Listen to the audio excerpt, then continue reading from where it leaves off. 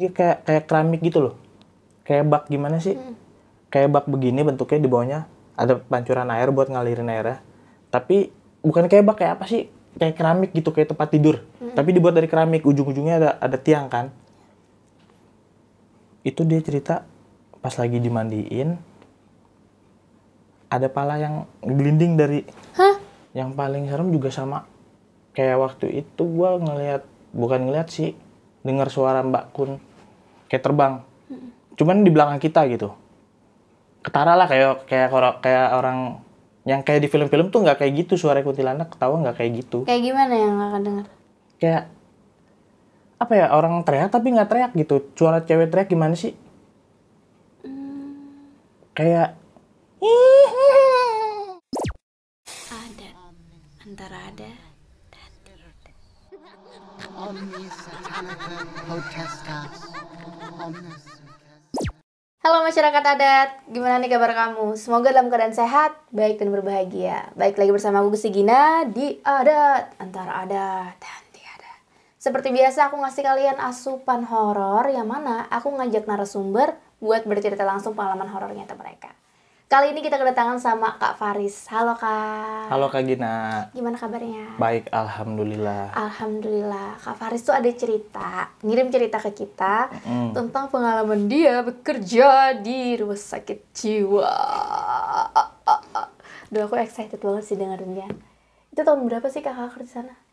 2020 lah sampai 2021. Kenapa akhirnya tidak berlanjut sampai sekarang? Nggak berlanjutnya karena ya itu, hari-hari ketemunya itu lagi. Hal-hal yang nggak itulah, yang nggak masuk di akal. Itu yang mau diceritain sekarang. Penyebab dia akhirnya memilih untuk resign dari kerja di sana ya Kak? Ya salah satu itu yang kayak bisa dibilang paling apa ya, buat kita tuh kayak udah gue nggak sanggup kerja di sini gitu. Kakak di sana kerja sebagai Security sih di situ. Berarti kerjanya ada yang malam juga dong? Ya 12 jam pagi, 12 jam malam. Wah, nggak sabar ya. Maksudnya rumah sakit jiwa tuh pasti banyak cerita sih. Karena aku sendiri kan dulu juga backgroundnya kuliahnya di psikologi, dan beberapa kali ke rumah sakit jiwa tuh kayak aku kayak bayangin nih orang-orang yang kerja di sini malam gimana gitu kan. Dan akhirnya kita memiliki narasumber yang bekerja di rumah sakit jiwa. Oke, langsung aja ya Kak, mungkin diceritakan gimana ceritanya dari awal sampai akhir. Silakan Kak.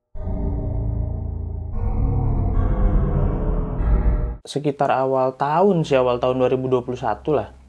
Karena 2021 menjelang tahun baru tuh baru pindah ke situ awal tahun. Kerja di situ ya udah banyak pengalaman horor sih.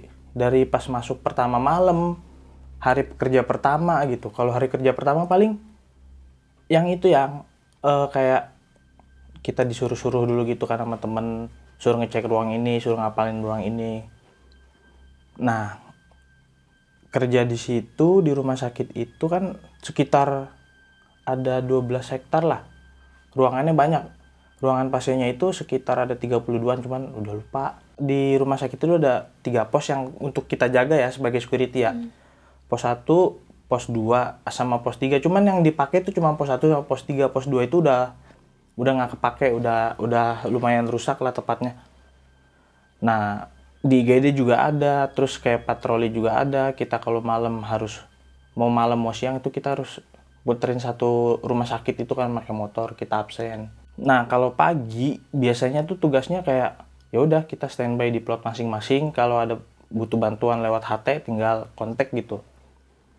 Nah, di setiap ruangan itu jadi nggak semua ruangan itu dijagain sama security.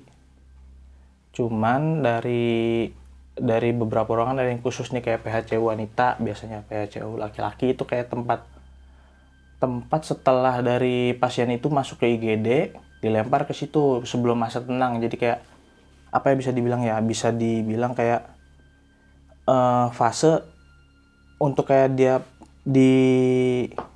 bisa bilang dirawatnya itu benar-benar insentif ya. Maksudnya kayak intens banget gitu. Ya. Maksudnya kayak dipandangin dulu, maksudnya kayak diaturnya di situ gitu. Kan kalau udah tenang baru dipindahin. Nah, kalau misalkan pagi udah menjelang sore ya pokoknya kayak gitu-gitu aja. Nah, Ini pengalamannya nih yang masuk hari kerja pertama masuk pagi. Nah, terus tugas sore ini kita tuh harus ngunci ruangan poli. Gedungnya di situ kan ada 3. Gedung poli, IGD, sama gedung kantor yang khusus pegawainya ya, maksudnya kayak pegawai rumah sakit, bukan yang di bagian ruangan. Ini kayak bagian administrasinya gitu. Nah, tugas kita tuh kalau sore tuh security tuh ngunci-ngunciin area yang udah pada pulang. Kayak poli, terus kayak ruang pendaftaran, kayak ruang-ruang rapat yang di atas itu. Jadi itu gedung poli itu disebutnya gedung poli karena khusus untuk kayak pendaftaran, ngambil obat di situ semua. Nah, yang harus kita kunci itu gedung poli, lantai 2, poli kan lantai 2. Yang di bawahnya itu pendaftaran sama medical check up. Nah, yang paling atas itu kayak ruangan rapat lah. Pokoknya kayak ballroom gede gitu. Setelah kita kunci semua, baru ganti shift menjelang yang malam kan.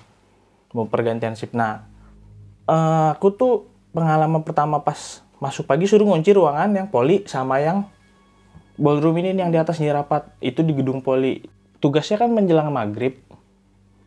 Nggak tahu lah ya, pokoknya emang mungkin diisengin apa gimana. Dikunci, itu nggak masuk-masuk.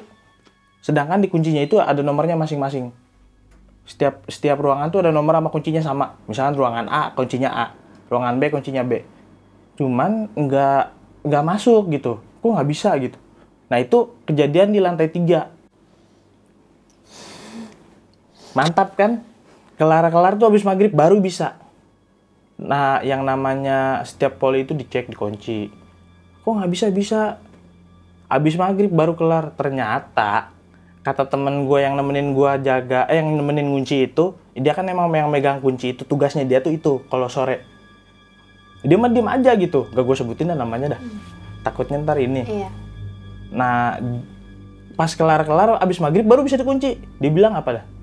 Emang Riz, setiap orang yang ada di sini, kerja di sini, terus lo ngunci ini ruangan, gedung ini, gedung poli sama gedung yang di atas, ruang rapat, ruang guru lagi, ruang dokter, sama kayak ruang meeting gitulah, itu selesai baru habis maghrib. Emang karena emang dikerjain sama yang di situ. Setiap anak baru pasti begitu. Jadi harus nunggu habis maghrib baru bisa dikunci. Iya, akhirnya temen gue bilang begitu. Oke. Jadi kan dia bilang nggak bisa, dia mah diam aja. Pas sudah habis maghrib, habis ajan kelar, baru nih. Kok bisa ya? Iya, emang kayak begitu, Riz. Dibilang gitu, anak baru suruh ngunci pasti kayak gitu. Ada aja pengalamannya. Kalau masuk pagi begitu. Paling pagi kayak gitu doang sih. Udah. Oh, gue baru tahu ternyata emang kayak kerja di rumah sakit tuh kayak gitu. Lanjut ke yang gue masuk malam. Nah, kalau malam mah udah di rumah sakit pasti, aduh, ya macam itulah. Membagongkan ya. Banyak banget. Itu yang pertama kali masuk malam ada kejadian nggak? Itu kejadiannya ada. Gimana, Kak? Yang aku tuh lagi jaga di pos 3. Itu bener-bener jaga pertama malam Jumat. Serius, malam Jumat. Gue lupa tanggalnya sih. Nah, jadi gue lagi video callan sama bini gue tuh jam 10:30. Lagi video callan malam Jumat. Awalnya tuh kayak ada yang nimpukin pakai batu dari, pokoknya di pos 3 itu, wah, di belakang tuh udah gedung, terus ada 3 gedung wisma yang nggak kepake sih, cuman kalau misalnya ada akper, misalkan kayak ada apa sih, dia kayak magang ya, maksudnya magang di rumah sakit kan ada tuh akper kayak gitu, terus asdos pengen naik ke dokter kayak di situ prakteknya. Nah, kita jaga berdua nih di pos 3, gue lagi video call sama istri gue, kayak ada yang nimpukin batu 3 kali dari genteng. Nah, itu sepanjang jalan yang mau ke pos 3 itu kayak lorong rumah sakit tau kan, cuman kiri kanan tuh los, kayak yang sebelah kiri tuh jalanan, sebelah kanan tuh pohon, gedung-gedung pasien, cuman dia di atas, kita lorongnya tuh di atasnya ditutupin pakai kayak genteng, lemparin batu 3 kali. Gue nyariin dong, nggak ada. Ya udahlah, gue mikirnya mungkin binatang. Nah, itu sekitar jam 10. Nah, aman tuh, jam setengah 11, setengah 12, jam 12 waktunya ngunci pintu pagar yang belakang pos 3 yang untuk akses dari karyawan. Jadi di belakang sana lagi tuh ada kayak komplek karyawan yang khusus kerja di ini, di rumah sakit ini gitu. Nah, udahlah ngunci, nyantai. Security ngapain lagi sih kalau udah malam? Ya kan, maksudnya paling kita jaga berdua ngobrol, kalau nggak main game. Nah, ini nih penyakit nih. Jadi udah malam Jumat orang mau pada tahlilan ya, kita mau main game teriak-teriakan gitu. Main ML, Mobile Legend. Nah, mainnya di dalam pos. Di dalam pos itu cuma ada kamar mandi 1, dispenser. Nah, posisi pos itu ngadep ke jalanan. Belakang pos kita itu tuh pohon gede satu, gede banget. Tahu pohon beringin, tahu apa? Tapi di belakangnya itu udah plong, sawah, kebun. Wah, pokoknya dijamin inian lah. Suaranya tuh udah kayak bikin apa ya? Bikin parno gitu. Suaranya kayak suara jangkrik dari jauh. Yang gua takutin kan binatang ya, entah apa gitu. Lagi main game, udah diteriak-teriakan kayak gitu, ada yang gedor kaca nih di belakang, posisinya di belakang kita. Kita lagi ngadep ke depan pintu pos. Gedor. Nah, saya mikirnya itu pasien, karena kan pasien sering ada yang kabur. Kita cariin berdua tuh, kagak ada. Gue nanya, lu denger nggak suaranya yang ada yang ngegedrok gitu kan? Digituin sama dia, kacanya bukan kaca bener kaca, kayak kaca plastik gimana sih? Udah lah, habis itu udah ML nggak main, kita duduk diem, apaan ya, suara apaan ya, kata gue gitu ya. Nah, ini mah jangan-jangan, udahlah. Kita nggak mau ambil pusing, kita duduk, istirahat, tidur lah. Istirahat kan, ganti-gantian tidurnya. Yang satu jaga, yang satu tidur. Besok-besoknya pada nggak masuk tuh, saya berdua sama teman saya, sakit seminggu. Nggak tahu itu tapi apaan itu, suara apaan. Oh, barengan gitu sakitnya ya? Iya. Tapi sakit kalian itu sakit gimana? Sakit panas. Demam? Panas tinggi, demam. Oh. Serius. Wah, pokoknya itu. Tapi nggak ada sosok ya malam itu ya? Enggak. Cuman gangguan suara doang, ya? Gangguan suara. Libur akhirnya sama seminggu? Iya. Oh, liburan. Izin hitungannya, izin sakit. Setelah masuk lagi, ada kejadian lagi nggak setelah itu? Abis masuk lagi kan, paling ditanya nih, kenapa lo sakit gitu?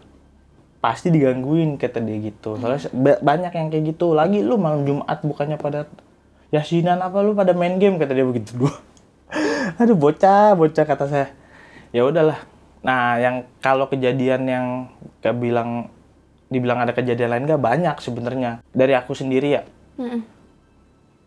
Yang paling sering tuh kayak ditongolin noni Belanda di lorong-lorong gitu, lorong-lorong rumah sakit. Dia pakai baju warna pink. Dia bentuknya padat, cuman agak tembus pandang. Berarti kakak pernah ngeliat penampakan di rumah sakit itu? Iya, di rumah sakit itu. Pas kapan tuh kejadiannya sampai akhirnya ngelihat gimana gitu kejadiannya itu? Kejadiannya lagi, ya biasa patroli di pos. Kita kan muterin tuh. Biasanya kayak ngecekin ruangan, pakai senter, kayak gitu. Adanya itu seringnya di jalan yang mau ke pertigaan. Jadi masuk dari gerbang nih, kita masuk dari gerbang utama di depan. Masuk lurus, nanti di situ ketemu perempatan tuh. Ketemu perempatan yang ke kiri itu ke arah lab, terus ke arah Pemping, nama tempatnya itu Pemping. Itu khusus untuk pasien waktu itu masih keadaan COVID. Nah, itu ke bagian kiri itu khusus untuk COVID yang umum dan yang ODGJ. Yang ke kanan itu untuk ODGJ semua. Nah, lurus itu ada ruang, bisa dibilang kayak ruang arsip. Kayak tempat-tempat apa sih namanya, tempat-tempat nama pasien semuanya ada di situ gitu. Terus ada ruang administrasi yang buat rumah sakit itu yang kayak kerjanya bukan di bagian perawat, bagian kayak udah kantoran gitu. Nah, pokoknya sepanjang lorong dari gerbang utama itu lurus. Nah, itu lorong semua tuh sampai ke belakang. Nah, disitulah. Jadi kayak di Belanda jalan aja. Di sepanjang lorong itu, pokoknya kejadiannya di lorong itu, selalu di situ. Seberapa sering ngeliatnya? Sering-seringnya paling dalam seminggu sekali 2 kali gitu. Tapi ya udah kira-kira udah tahu nih pasti bakalan ada di sini gitu. Nah, itu kan aku ngebayangnya kakak lagi patroli tuh. Pakai senter. Pakai gitu. senter. Tiba-tiba ada yang lewat tuh di koridor gitu ya. Iya, macam kayak gitu. Dia lewatnya tuh lewat gimana? Aja. Oh nggak ngapa-ngapain. Nggak ngapain, lewat doang. Kayak kan patroli kita berdua. Biasanya kayak gitu. Kalau nggak berdua ya sendiri. Yang penting foto gitu. Kita buat laporan kan. Berdua kalau nggak sendiri ya. Udah lewat. Dia bentuknya padat tapi kayak transparan, kayak hologram, ngerti nggak? Nah kayak gitu. Terus hilang. Hilang. Kayak dia kan banyak lorong yang nyebar ya, kadang belok ke kiri, dia belok ke kanan, hilang, udah. Tapi hilangnya setelah ke ruangan, ngerti nggak? Jadi kayak abis lorong biasanya ada luar ruangan tuh kan belok. Nah setelah itu kita nggak ngeliat dia lagi. Hilang karena pandangan ya, bukan hilang tek kayak gitu. Nah bukan iya, ya. tapi penasaran waktu itu kan kita ikutin. Saya ngikutin dari belakang. Awalnya gimana ya? Gue mau nangis, mau nggak cabut aja dari sini dah kata gue gitu kan. Kerjanya ketemunya kayak gituan kalau malam. Itu barengan nggak lihat dua-duanya kalian? Atau kakak aja yang lihat? Gue sendiri. Nah yang lain sama ceritanya kayak gitu. Oh, Jadi juga banyak. ngalamin. Ada yang ngalamin. Oke. Ada yang ngalamin kayak gitu. Terus ada yang ngalamin sering dengar suara anak kecil. Kalau misalkan di lorong-lorong kayak gitu, kayak anak kecil lari-lari, teriak-teriakan. Yang paling serem juga sama. Kayak waktu itu gue bukan ngeliat sih, dengar suara Mbak Kun kayak terbang. Cuman di belakang kita gitu. Ketara lah kayak orang yang kayak di film-film tuh nggak kayak gitu, suara kuntilanak ketawa nggak kayak gitu. Kayak gimana yang kakak dengar? Ingat nggak? Kenceng. Kayak wah, pokoknya gue nggak bisa ngejelasin. Pokoknya suaranya kenceng aja, kenceng, ketawa cekik. Kayak apa ya, orang teriak tapi nggak teriak gitu. Suara cewek teriak gimana sih? Kayak nah dia tuh lewat gitu tuh, tapi kenceng banget, lewat aja. Itu pas patroli juga? Iya, udah bosen dibilangin kayak gitu-gitu, berarti capek. waktu patroli itu sering aja nemu-nemunya begituan ya? Kalau malam. Terus apalagi selama patroli selain ngelihat kuntilanak, noni Belanda, ada sosok lain lagi nggak di rumah sakit? Enggak sih, paling ya pokoknya kayak gangguan-gangguan gitu aja. Kayak yang sering tuh kayak ada yang ngikutin kita ngerasa tuh kayak yang ngikutin. Kadang-kadang gue liat handphone, gue belakangin gitu kan, gue videoin nggak ada.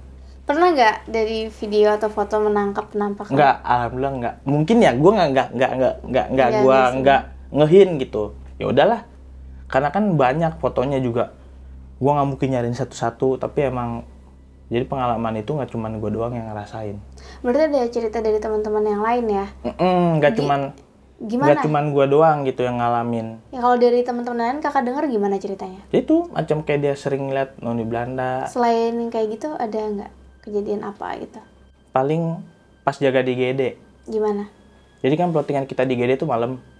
Nah malam itu kan di GD itu jaganya kadang berdua, kadang bertiga.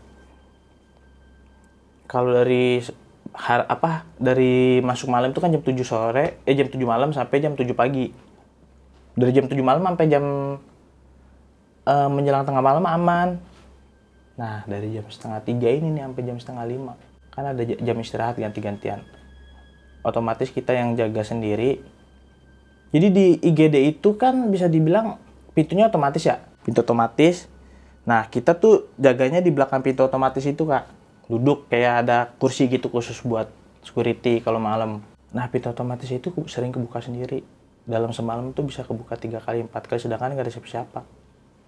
Padahal itu Sensor. Iya, Sensorik kalau ada sesuatu yang lewat, mau itu mobil mau apa, otomatis kebuka. Nah, ini kebuka mulu. Bayangin aja kan, sensor kurang lebih itu kan jarak 1 meter dari itu ke sini. Nah, kita jaga di sini. Pintunya kurang lebih ke depan tuh 5 meter lah. Nah, kita kan bisa ngeliat dong. Ya, lagi enak-enakan begini, set. Refleks lah ya kan. Pintu kebuka gini, seret, nah, kan. Langsung bangun begitu, kagak ada orang. Wah, pokoknya itu badabes. Dan sering ya? Ya, itu sering. Sering banget, macam kayak, ya, itu gangguan kayak gitu. Berarti ada yang lewat sebenarnya. Nah, itu gue nggak tahu.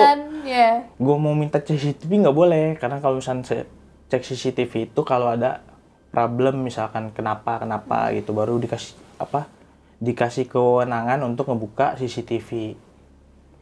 Sampai sekarang pun gue nggak tahu itu masalahnya di mana, kenapa bisa kayak gitu. Logikanya aja ya, barang dilempar gitu aja pasti kebuka. Ini nggak ada siapapun. buka tutup, serem ya kalau tengah malam kayak Nah ya gitu. bayangin aja coba 3 kali. Ntar dia kelar-kelar, biasanya nih dari jam setengah 3, dia kelar-kelar kayak orang udah mulai manggil ajan subuh tuh, setengah 4, jam 4. Kan udah kayak orang ke masjid tuh kayak bangunin subuh gitu. Nah itu berhenti kayak gitu. Pokoknya dalam semalam tuh biasanya 3 kali. Tapi random jamnya. Abis jam 2 aja pokoknya sekitar jam 3-an sampai jam setengah 4. Showtime. Itu dia bisa dibilangnya itu. Mungkin kayak pengen nunjukin dia nih, gua ada nih gitu. Selain itu ada apa lagi nih yang pas malam?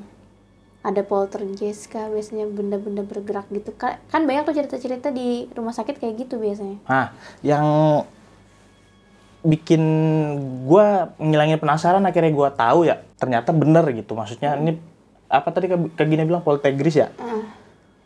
Ini keranda apa sih namanya, tempat tidur pasien? Belangkar. Ya, belangkar ya namanya. Belangkar. Iya, Belangkar kalau itu. Jadi kan di IGD itu yang namanya orang meninggal tuh, gue ngeliat orang meninggal udah biasa di situ. Mau itu pasien jiwa ataupun enggak. Nah otomatis pindahin dong. Nah IGD itu ada pintu, ada 3 ruangan. Sebelah kanan khusus ruangan yang kayak pasien yang langsung harus masuk ke situ ICU ya. Masuk. Nah di depannya itu ruangan IGD. Nah di belakang sekali itu kayak ada tembusan buat ke area belakang yang khusus buat naro belangkar itu. Banyak belangkar di situ, ada 3, ada 4, sampingnya ruang operasi. Di samping ruang operasi itu depannya ada toren. Nah, naruhnya itu di samping toren. Ada kayak ada space kecil sekitar 2 sampai 3 meter, numpukin di situ tuh. Ada 3 kalau enggak 4 dalam sehari gitu yang naruh belangkar gitu, maksudnya nyisa di situ. Kok ini bergerak mulu kata gue kalau masuk malam. Gue penasaran. Gue mikir mungkin apa lagi tuh binatang ya, kucing apa mungkin lewat situ bergerak. Tapi kan logikanya gue kunci kan, di bawah tuh ada kuncinya. Di roda itu ada kunci. Besoknya lagi gue masuk malam, saking gue penasarannya, di bawah rodanya itu gue taruhin air. Kan kalau roda bergerak kelihatan kan bekas. Itu bergerak. Sedangkan gue posisi dikunci. Masa bisa gak ada yang kunci lagi, cuma bergerak begitu doang. Gue gak tahu nyampe sekarang itu apa. Sering banget kayak gitu. Tapi karyawan di sana tuh pernah ada yang ngeliat nggak sih tuh jalan sendiri ranjangnya gitu? Kalau karyawan mungkin dia nggak mau cerita kali ya. Paling kalau misalnya kita lagi ngumpul sama perawat, lagi jam istirahat, dia baru ngomong gitu kadang. Itu lo masih mending kata dia. Gue mah kayak ngelihat jalan sendiri. Itu kan biasa tuh di rumah sakit tuh pasti ada yang Ada yang kayak gitu. Ranjang Ada. pasien tuh jalan sendiri. Kalau nggak kadang-kadang ada yang lewat doang gitu. Kok nih orang mau kemana gitu, disamperin nggak ada. Itu perawat yang ngomong, karena emang bener-bener itu rumah sakit gede banget, 12 hektar. Rumah sakit Rumah besar sakit di Pulau jiwa, Jawa lah ya. Iya. Bisa dibilang kayak gitulah. Rumah sakit jiwa lagi. Terus ada kejadian apa lagi kak selama kakak di malam hari? Kalau di malam ya itu kayak tadi yang apa? Yang di Belanda, terus anak kecil sering banget kayak gitu. Sebenarnya banyak juga sih, banyak cerita dari teman, cuman nggak terlalu kayak intens banget gitu ceritanya. Paling seringnya itu digangguin sama kayak orang lewat tapi nggak ada orang yang kita cariin. Kita kan mikir positif dulu karena kita kan kerjanya di rumah sakit ODGJ. Otomatis mikirnya pasien jiwa. Iya. Kita kejar nggak ada, terus kita laporan ke ini, oh aman kok, nggak ada yang kabur, nah gitu. Berarti kalau di rumah sakit jiwa kan pasiennya bukan pasien umum ya, pasien ODGJ. Hampir, dia bisa dibilang ada umumnya juga kak. Cuman umumnya itu lebih ke orang yang kena penyakit AIDS sama HIV. Oke. Ada. Dan kata kakak IGD malam buka ya? 24 jam. 24 jam. Dan ada aja pasien datang. Ada. Banyak nggak biasanya? Biasanya sih kalau malam tuh 4, nggak bisa diprediksi sih. Kadang-kadang kalau misalkan Rata-rata. lagi ada sweeping dari apa sih, tim patroli tuh sweeping bawa kayak gitu.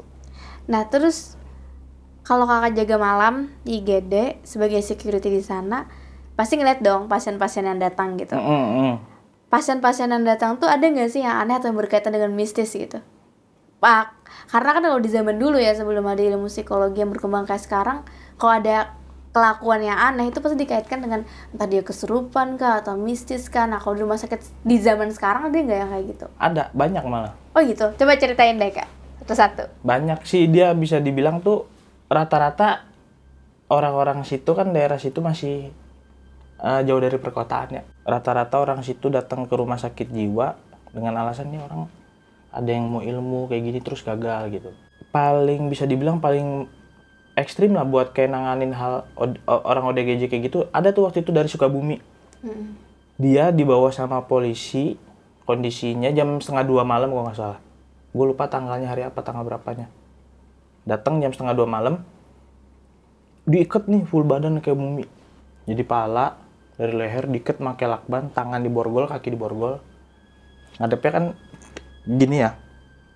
Itu kita ngelepasin dia. 6 orang mental. Jadi udah di lakbannya udah kita lepas, kita gunting-guntingin, tinggal borgol. Nah itu kan mau naikin keranjang, mau naikin ke apa belangkar ya. Dari dia turun dari mobil polisi yang apa sih yang warna abu-abu itu yang di belakang biasa yang kayak ngangkat buat ngambil kriminal gitu, maksudnya kayak ngambil tersangka lah. Diturunin mau naikin ke belangkar.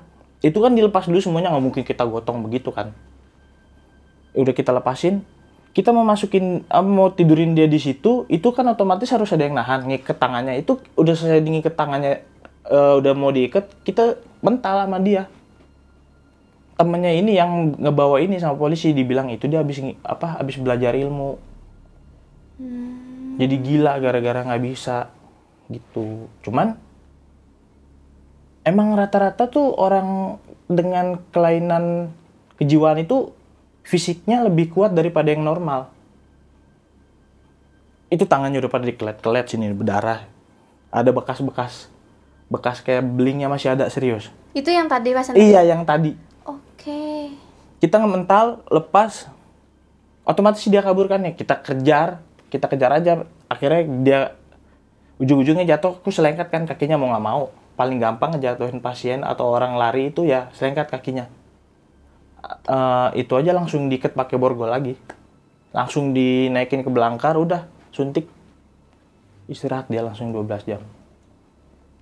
Berarti itu emang ngamuk-ngamuk gitu ya? Iya, sama ya kayak dibilang di film nih. Ada nih orang kejiwaan ngamuk-ngamuk kayak gitu percis. Banyak sih kayak yang namanya pengalaman yang bisa dibilang tuh ya apa ya, kayak pengen punya kebal, kayak punya kemampuan kayak gitu tuh banyak. Jadi nggak cuma satu orang tadi aja? Ya. Apa ya lagi kejadian yang menurut kakak aneh gitu waktu dia datang? Itu yang bikin aku aneh tuh kayak ada pernah satu anak sama orang tuanya, itu anak itu nggak tidur sama sekali sebulan. Oh, tapi ini bukan yang karena dia beda. memang kebal, bukan ya? Bukan. Oh, ini beda lagi nih. Beda hari. Terus gimana ceritanya? Pernah juga kayak gitu. Jadi dia orang tuanya ngeluhin kenapa nih anak nggak tidur, dia bilang gitu. Tapi matanya celong, diajak ngobrol nggak nyambung. Nggak taunya ini anak tempelan, bilangnya ke apa? Dia periksa ke orang pinter gitu. Nggak mempan juga. Akhirnya ke rumah sakit jiwa baru bisa. Soalnya kan bertentangan ya. Yang namanya rumah sakit sama kayak gitu pasti bertentangan dong. Iya, benar. Kayak contoh lah kita jatuh. Nih kalau misalkan kita bisa diurut, pasti di rumah sakit tanya ini diurut apa enggak gitu. Pasti kan ditanya kan. Iya diurut, kenapa nggak langsung ke sini aja gitu. Karena bertentangan mereka tuh berdua. Di dalam pandangan kedokteran ya sama ilmu goib itu bertentangan. Nggak masuk di akal kalau menurut ilmu kedokteran yang aku tahu gitu ya, selama pernah kerja di situ ya. Itu sebulan yang anak kecil ini, yang anak ini nggak tidur hampir sebulan gara-gara malam tahun baru mau makan liwet, motong daun pisang mungkin dia nggak izin. Nah besoknya udah nggak bisa tidur sebulan. Itu bener-bener nggak tidur? Nggak tidur. Bingung gue juga. Iya, pasti manusia kan nggak bisa ya nggak tidur ya. Nah, kata dokter tuh mungkin dibilang karena emang apa gitu, ada bahasanya lah. Tapi gue nggak tahu ada kayak bahasa kedokterannya nih kenapa dia bisa kayak gini. Dibilang insomnia bukan, kalau insomnia kan ada waktu tidurnya juga kan. Tapi bisa dibilang karena itu kejiwaan, nggak tahu juga lah gue. Tapi si anaknya itu pas datang dia bisa diajak ngobrol nggak sih, atau kayak udah linglung gitu? Ngobrol, rada nyambung tapi linglung. Ngejawabnya ada jeda 5 menit. nggak tahu itu kenapa. Akhirnya gimana? Bisa tidur nggak dia di rumah? Akhirnya bisa tidur, Dengan cara? suntik, Oh, disuntik. otomatis kasih obat tidur. Oh, langsung dong? Langsung habis? datang ditanya di screening kan sama perawat gini. Oh yaudah, tapi nurut gitu sama kita, dia nggak galak. Kan ada yang pasien jiwa kayak gitu galak. Aman kok dia, langsung naik, diambil darah semua tes, suntik, tidur. Cukup sekali suntikan ya? Iya, berarti ada inian kan, ada yang perbedaan kan Iya, antara bener. goib sama kedokteran gitu, banyak lah. Ya benar. Kadang kalau misalnya masih bisa ditangani medis ya secara medis ya. Kan nggak semua selalu gaib gitu. Ada kejadian apa lagi pasien-pasien yang menurut kakak ini aneh gitu loh? Ada yang pasien tuh kabur. Nih lucu nih. Ini pasien sopan. Jadi kan kalau di rumah sakit itu kan emang masih bangunan lama. Pasien ini mau kabur. Ada jeruji besi ya. Tebel itu dibuka sama dia keluar, dia tutup lagi. Coba saking sopannya itu pasien. Tapi jeruji besi itu pintu kah? Bukan, jendela. Oh, I see. Jendela di atas. Kayak jendela, jendela penjara. Dia naik, dia lepas sama dia. Kakinya lagi kebalik kan. Dilepas sama dia dan naik, dia keluar tutup lagi. Coba, kurang sopan apa itu pasien? Tapi dia pasien apa? Pasien jiwa. Pasien jiwa. Dan kan tadi aku Skizo. bilang kan, kayak pasien jiwa tuh fisiknya lebih kuat dari Lebih kita. Jeruji besi kan berat banget ya, maksudnya. Tebel gitu. Dan itu kan tertanam ke dinding ya Ya, biasanya. ini digituin set, kayak Hulk aja gitu. Tutup lagi. Wow, ternyata dia adalah manusia dengan super power gitu. Ya, banyak kayak gitu yang dibilang. Kayak tadi aja tuh yang contoh aku bisa mental tuh 6 orang yang buat megangin orang dari Sukabumi itu. Karena dia ilmu apalah pokoknya. Sampai ku tantangin kan panggilin sini Nyi Roro Kidul kataku gitu kan, tapi takutnya tak kabur doang. Udahlah akhirnya kita ikat suntik tidur. Pasien mah kayak gitu. Pasien jiwa tuh rata-rata kayak gitu. Tapi syukurnya bisa tertangani gitu kan dengan medis. Tapi Ada nggak yang aneh? yang aneh kayak gimana? Maksudnya ada, ini udah di segala upaya gitu, tapi dengar kasus tetap nggak bisa. Banyak sih. Dan harus kayak dengan kegaiban gitu, ada nggak? Oh nggak ada, dokter ada. nggak mau kayak gitu. Nggak mau. Berarti emang harus bisa tertangani ya Ya, sebenarnya. Ya. ada cuman ya pasti gini. Kan di situ kan pasien paling maksimal 14 hari. Sembuh nggak sembuh dipulangin. Oh gitu. Baru tarik lagi. Nanti sudah datang lagi dikasih obat, biasa kayak gitu. Nah, kalau cerita mistisnya tuh banyak Kak. Pokoknya random sih biasanya. Apa aja tuh lagi Kak? Yang banyak itu. Jadi di Wisma itu kan yang di belakang ini pos 3 itu ada 3 Wisma. Nah, kita tuh harus muter ke belakang Wisma itu masing-masing. Yang namanya poltergeist ya, kayak di dalam tuh nggak ada siapa-siapa. Di dalam Wisma itu ada 3 Wisma itu tuh nggak ada siapa-siapa. Kunci kita yang megang. Kayak ada yang lagi geser bangku, ngerti nggak? Kalau kita duduk bangku kayu kan kegeser, kedengeran dong. Nah kayak gitu, sering banget. Jendela kebuka dari mana coba? Kunci di kita. Anak pagi nggak mungkin. Anak pagi mah cuma motor dari luar, nggak mungkin masuk. Sampai saking penasarannya gue tanya sama anak yang pagi ganti shift, siapa yang masuk ke dalam Wisma? Nggak ada. Itu jendela kebuka coba dari mana? Jadi setiap akpar sama yang calon perawat itu habis pulang kan kita cek-cekin semuanya ada yang ketinggalan apa enggak. Udah dikunci semua. Itu yang tanggung jawab itu kan bilang pokoknya kalau ada barang yang ketinggalan di sini jangan pernah lo ambil. Misalnya punya siapa nih dari akper misalnya yang habis nginep di situ, habis training di rumah sakit, jangan lo ambil. Ada yang pernah ambil besoknya kayak begitu sakit. Emang jangan macam-macam tempat kayak gitu. Serem dah pokoknya dah. Gua aja ngeliatnya kerja pertama, buset deh ini rumah sakit apa-apaan kata gua. Kejadian yang menurut kakak bikin kakak kapok banget apa? Ya itu. Ya nih gue cabut dari situ gara-gara satu cara tindakan kita ke orang ODGJ itu gua nggak kuat. Gimana kak maksudnya? Kayak apa ya? Nggak tega aja gitu kayak gue ngikat orang kan harus emang diikat karena emang itu udah persetujuan dari keluarga. Ya prosedur lah ya. Prosedurnya emang udah kayak gitu.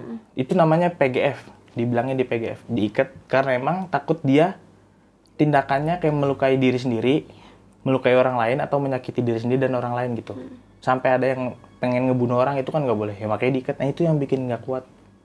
Kayak nggak kuat Guanya nggak kuat ngelihatnya, gitu, yang ya. ngeliatnya kayak gue kalau misalnya gue ngelakuin gitu, gue digituin sama orang enak nggak gitu. Tapi walaupun tahu itu ya emang sebuah Emang prosedur, keharusan, emang keharusan itu apa namanya, si pihak keluarganya pun sebelum masukin udah persetujuan, pasti udah ada ada tanda tanda tangan. Karena emang harus kayak gitu. Karena kalau dia dilepas ya ngamuk-ngamuk dan bisa membahayakan orang lain Oh dan dirinya. banyak. Ada yang nyoba bunuh diri, Oh ada. ada yang gue pernah megangin orang mau coba bunuh diri, di perutnya itu disoek sama dia, terus dijahit gitu. Itu tuh gimana maksudnya dia nyobek perutnya pakai apa? Pakai pisau bener pisau dapur. Kan kalau pisau biasa, pisau dapur kan rada tumpul ya, logikanya kan nggak tajam kayak pedang gitu kan, kulit, lu berarti ngegesek gini dong, Aduh. lu gesek gini ya kayak kalau silet lah logika seret langsung gitu kan. Ini pisau dapur coba, kan nggak tajam banget, kalau silet kan tajam, berarti kan rasa sakitnya nggak terlalu sakit kan, ini digesek-gesek. Aduh. Gua dokter ngejahitin, terus gue sambil megangin tuh, lu bayangin. Megangin yang lukanya itu begini nih, pegang ya Riz, kata dia, pegang begini ya. Iya, gue nengok ke sono aja takut. Aduh. Berarti kayak gitu-gitu tuh sering Serius? terjadi ya. Banyak lah pokoknya percobaan bunuh diri. Emang treatmentnya beda sih ke pasien rumah sakit Sama yang biasa sama yang jiwa tuh beda. pasti beda treatmentnya. Lebih penanganannya tuh kayak kita lebih jadi kayak orang ODGJ dimong salah, maksudnya kita bayain salah, di terlalu keras juga nggak boleh gitu. Jadi kayak kita kayak ngurus anak sendiri gimana sih? Cuman yang bikin gua nggak tega itu diikat gitu. Tapi emang udah prosedurnya kayak gitu juga sih. Nggak tega juga ya mau gimana. Karena kalau dilepas juga berbahaya gitu. Berbahaya Bukan dia. cuma buat dirinya tapi orang lain juga. Wah pokoknya yang paling serem kalau paling ekstrim nanganin pasien jiwa itu tadi udah diborgol, dia bisa mentalin 6 orang, mau nggak mau kita harus niban dia gitu. Cuman mau gimana lagi? Kalau dia kabur takutnya nyelakai yang ada di situ. Luar biasa ya jadi security di rumah sakit jiwa. Tapi Kak ada cerita nggak sih terkait dengan sejarah dari rumah sakit jiwa itu tersendiri? Yang apakah ada tragedi kah atau kejadian gimana gitu loh? Apakah ada yang bunuh diri kah pasien di situ atau ada terjadi kekerasan atau gimana? Saya pernah dengar nggak? Kalau itu kan rumah sakit itu emang udah lama, dari tahun zamannya Belanda lah bisa dibilang.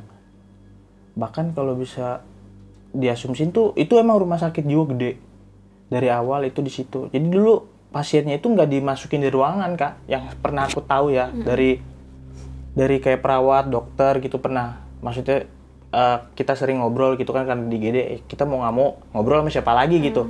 Misalkan sama teman sendiri ya pasti ngobrolnya ini lagi bosen ya, mungkin kita kayak deket ngobrol sama perawat sama dokter ya banyak nanya. Awalnya cuma nanya-nanya kayak ini kayak gini, orang gila kayak gini, orang ODGJ kayak gini gitu nggak sih? Awalnya saling sharing, dia nanya, kita nanya. Jadi dulu itu rumah sakit itu ya udah orang ODGJ di lerai gitu, dibebasin aja, ditaruh di situ. Jadi yang naruh itu orang mana nggak tahu, mau makan mau nggak, dikasih makan mau nggak, ya udah. Dulu tuh kayak gitu, jadi udah dibebasin. Maksudnya di wilayah itu cuman dibebasin gitu, mau ngapain aja. Dulu ada perawat yang sekarang jadi maksudnya perawat udah tua. Dia jadi salah satu admin di situ. Dia cerita itu kayak gitu. Berakan BAB di situ di jalan. Makan sambil guling-gulingan. Jadi dulu tuh nggak terorganisir dengan baik ya, maksudnya dibiarin aja mereka Biarin ngapa-ngapain aja. Yang penting satu wilayah tuh terkurung gitu ya para ODGJ itu. Tapi banyak sih yang Kasian kabur. juga ya. Oh yang kabur. Cuman kalau lebih sekarang kan udah ada dinsos kan, kayak ada dia yang tugasnya untuk kayak ngawasin ODGJ tengah jalan, itu dibilangnya kayak ini nggak punya rumah lah dibilang, yaudah dibawa ke sini, dirawat di sini. Berarti rumah sakitnya ini tua banget ya? Dari zaman penjajahan? Iya, 18 berapa ya? 1800-an. 1800-an kalau nggak salah deh, itu udah lama banget. Pantesan ada sosok noni Belanda. Ya, itu bisa dibilang mungkin roh orang zaman dulu lah. Kalau dari cerita sebelum Indonesia merdeka ya, maksudnya sebelum ditangani oleh Indonesia itu kan udah jadi rumah sakit jiwa juga nih. Ada cerita nggak kalau zaman dulu tuh kayak gimana? Kalau rumah sakit jiwa di zaman dulu tuh biasanya penanganannya tuh tidak humanis kalau Nah, kita iya, nyebutnya bener. tidak humanis, tidak memanusiakan ODGJ gitu. Nah, Beda sama sekarang. Sama sekarang. Kalau dulu ya udah suka-suka lu. Kalau zaman dulu kan ada cerita Nggak ada. Nggak ada. Oh. Udah ditaruh aja di lapangan. Tapi ada dokternya kah? Ada perawatnya? Ada. Kalau sekarang udah kayak terorganisir gitu. Udah lebih apa? Jauh lebih bagus lah. Kalau dulu mah udah taruh aja. Kalau nggak satu ruangan gede, taruh kayak jeruji besi gimana sih? Ada kamar mayatnya juga nggak di sana? Ada. Pasien ODGJ meninggal di sana tuh seberapa sering sih? Atau jarang gitu? Ada banyak yang di situ, cuman nggak ya gitu, keluarganya udah angkat tangan. Jadi misalkan aku nih masukin pasien jiwa, adekku misalkan siapapun gitu ya, A, B, C gitu, dimasukin ke situ. Nanti kalau andai kata dia meninggal, dikonfirmasi dong ke keluarganya, ini gimana, mau dipulangin apa gimana gitu. Keluarganya mau udah angkat tangan, udah pihak rumah sakit aja. Itu diapain tuh kalau angkat tangan keluarganya? Biasanya itu udah ya udah dikuburinnya di daerah yang kayak setiap rumah sakit pasti ada khusus punya Pemakaman. pemakaman, mungkin kerja sama mana, tapi kayak gitu jadinya. Udah rumah sakit yang ngurusin. Keluarganya udah nggak mau tahu. Aduh, aku sedih banget dengernya. Dibilangin itu jadi kayak gimana ya kalau misalkan gua yang dia ada posisi kayak gitu. Iya sih. Kayak kita tersiksa mental sendiri ya ngelihat kayak aduh iba kasihan gitu sama mereka. Apalagi pas zamannya Covid kan. Nah, itu tuh gimana pas Covid? Ya udah, kita kerja pakai APD 3 lapis. Mau diapain lagi, coba masuk ke ruang pasien kita ngiket gitu. Tapi kemarin tuh pas Covid aku ada baca berita kalau pasien ODGJ tuh malah nggak banyak kena gitu, dan mereka masih sehat-sehat. Maksudnya Ya nggak rata-rata, tapi apa itu bener kah? kan sebelum masuk itu kan dites dulu. Di swab. Oh, itu gua nggak paham dah kalau itu. Nggak paham lah ya. Konspirasi, Bos. Iya bener. Ngeri. Ya udah lah. Tahu sendiri lah. Duh. Dan kakak tuh waktu itu jadi security pas zaman Covid ya. Duh. Itu ngalamin, pokoknya ya banyak sih kayak apa ya, pembelajaran di security di rumah sakit jiwa beda sama kayak rumah sakit yang lain lah. Kita kayak lebih bisa dibilang kayak lebih pengalamannya tuh, aduh ya begitu, ngelus dada aja. Antara keharusan tapi mau nggak gimana? sanggup juga ngelihatnya ya. Ya Allah. Kalau pengalaman mistis ya banyak yang random doang Kak di situ. Suara gangguan-gangguan, poltergeist, barang-barang bergerak ya, penampakan gitu loh. Aduh, oke deh. Ada lagi kah yang mau diceritakan Kak? Ada satu tempat yang dibilang paling horor di sini. Iya, itu apa tuh biasanya itu tuh? Jadi gini, itu tempat itu emang kita pun kalau ngelewatin aja orang biasa mungkin ngerasa set tempat gini amat gitu. Emang tempatnya di pinggir jalan, cuman di dalam agak ke dalam dikit. Jadi kayak oke, ini gue deskripsiin, gue masuk dari gerbang utama. Yang tadi gue bilang perempatan kan, yang kiri ke tempat yang khusus Covid dulu, ke kanan ke bagian tempat biasa. Nanti agak ke kiri itu sebelum pumping ada tempat namanya catering, itu tempat buat kita makan pasien. Buat makan pasien pagi sama sore sama malam. Di belakangnya itu ada sumur. Nah, itu sumur tua itu yang kalau setiap lewat situ orang pasti kayak ngeliat ada cewek lagi berdiri. Itu kejadian itu ada yang pernah bundir dari situ. Itu yang di situ. Yang bundir siapa? Nggak tahu yang bundir siapa. Cuman kalau nggak salah tuh itu yang bundir itu pasien. Dulu kan aku bilang kan, dulu diler kan. Udah dibebasin aja, belum dimasukin ke tempat masing-masing gitu, belum dipindahin ke tempat ruangannya. Ada yang bundir di situ. Jadi dia bundir lompat ke sumur itu. Emang nyampe sekarang pun sumur itu serem banget. Satu sumur itu doang, gua nggak tahu nama sumurnya apa, tapi ada di belakang tempat catering. Tapi sumurnya dipakai nggak sih? Sumurnya nggak dipakai, udah ditutup. Kali aja airnya dipakai. Ya enggak lah, aduh. Itu kan serem banget gitu loh. Ekstrim banget. Makanya. Tapi itu emang benar. Itu sampai yang Saking gue penasarannya, gue tanya sama yang ada yang security tuh udah hampir 15 tahun kerja di situ. Dia tahu semuanya seluk-beluknya. Ada dia cerita apa tuh yang security list Itu. 15 tahun? Lu tahu nggak, Riz? Dia bilang, ini tempat paling serem di sini itu. Di situ, di sumur itu. Lu ntar kesini. Gua penasaran, gua ngikut. Bener emang. Malam aja itu di situ doang yang beda hawanya daripada yang lain. Kalau di pos 3 kan belakang doh. Yang tadi gue bilang gue digedor. Di belakangnya ada pohon gede sama kebun udah semuanya. Nah, itu sumur itu yang paling kayak gimana ya? Kayak hawanya tuh beda. Banyak dulu pernah ada kebakaran juga di situ. Rumah sakit yang kebakaran. Iya, kayak ruangan kebakaran terus pada nggak selamat pasiennya. Oh, ininya. serius? Serius, gua nggak bohong. Ada jadi atasan gua itu udah hampir tahun 9 berapa? Hampir 20 tahun lah, kerja 15 tahun 20 tahun di situ. Dari ini belum ada bangunannya nyampe ada bangunannya. Dari yang ini belum dibangun sampai bangunan baru ada diganti namanya. Itu banyak nggak pasien yang terjebak Banyak. kebakaran? Banyak banget. Jadi kayak satu ruangan gede kan. Nggak tahu penyebab kebakarannya apa, entah mungkin alus listrik apa gimana gitu, nggak tahu. Terus ruangan itu dipakai bekas kebakaran? Dirubuhin terus dibangun lagi. Oh, Jadi kayak biar nggak, ya gua nggak tahu lah itulah. Pokoknya direnov lah, bisa dibilang diperbaruin. Banyak Kak kayak gitu. Rata-rata tuh random, penampakannya random. Terus kayak pengalaman dari ada yang cerita juga ke gua. Dia tukang yang bagian mandiin mayat. jenazah. Iya, Ya. mandiin jenazah.